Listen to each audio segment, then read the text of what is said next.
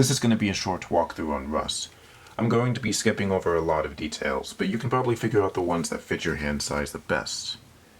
Starts by splitting between a third and half the deck. Bring it up and split another half using the back of your index finger.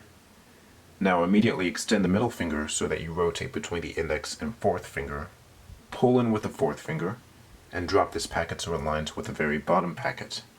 Pull in with the middle finger, and then grab this packet, the bottom packet, with the thumb and index. Hook the middle packet and let the front packet slide down, and then do trigger.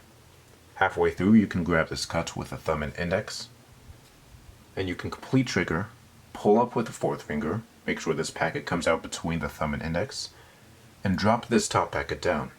Strip this packet out and either continue the cut by splitting again, or just close.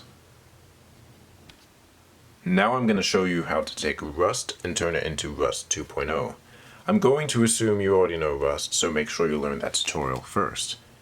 Split a quarter of the deck this time, split another quarter here, and make sure that this middle packet is half the deck, just like so.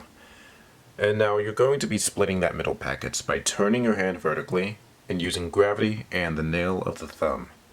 Place the nail of the thumb halfway along that packet like so. Not all the way, but halfway, so that when you turn your hand vertically, it automatically splits that packet in two.